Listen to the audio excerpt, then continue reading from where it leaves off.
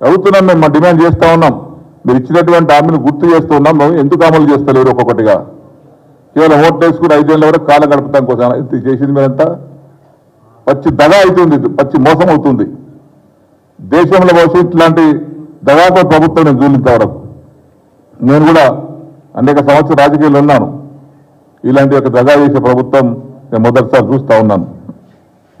అదేవిధంగా యూరియా కొత్త మొదలైంది. మొదటిసారి మళ్ళా నిర్మల్ జిల్లా చెప్పులు అడ్డం పెట్టుకొని ఎవరో క్యూరు నిలబడ్డారు. అక్కడ పోలీసు యంత్రాంగం అడ్డం పెట్టుకొని యూరియా పంపించేస్తా ఉన్నా. మరి 10 ఏళ్ళు బీఆర్ఎస్ గవర్నమెంట్లో యూరియా కొరత లేదు, ఇప్పుడు యూరియా కొరత మొదలైంది.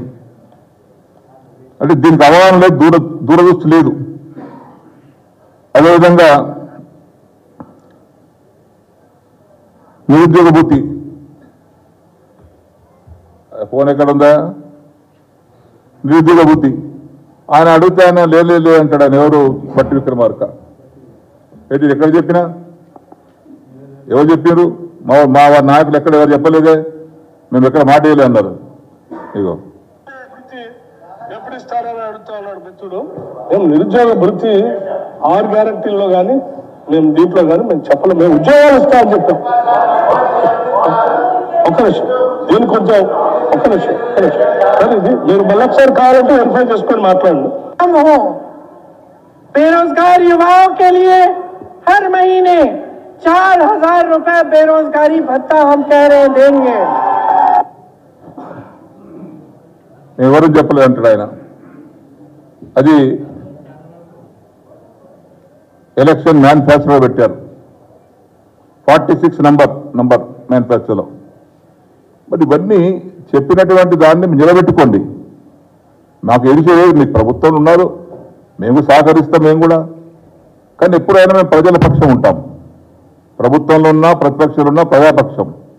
గొంతెత్తి అడుగుతాం మేము ప్రభుత్వాన్ని, అది మా బాధ్యత. Electrical scooter కొనిస్తామన్నారు. 18 ఏళ్ళు దాటినటువంటి విద్యార్థులకు, యువకులకు ఎలక్ట్రికల్ స్కూటర్ కొనియండి. వాళ్ళు మంచి హాయిగా ఈ బస్సుకు రా తప్పుతాయి, హాయిగా ఇంటికి పోయేస్తారు, కాలేజీ పోయేస్తారు, కొనియండి. అదేవిధంగా మధ్యాహ్నం భోజనం పథకం వంటలకు 10,000 రూపాయలు ఇస్తామన్నారు నెలకు వండవారికి. ఇందులో ఉంది. నేను దీర్ఘకాలికమైనటువంటి సమస్యలు అడుగుతలేదు. నేను కొన్ని దీర్ఘకాలిక సమస్యలు ఒకరోజు సమస్య పరిష్కారం కాదు. ఎవరైనా సరే దానికి టైం పడుతుంది. ప్రణాళిక తయారు చేయాలి, దానికి ఎస్టిమేట్ తయారు చేయాలి, దానికి కొంత టైం తీసుకుంటుంది. ఇవన్నీ దీనికి ఇమీడియట్గా అటెండ్ చేసేటువంటి సమస్యలు చెప్పేది నేను.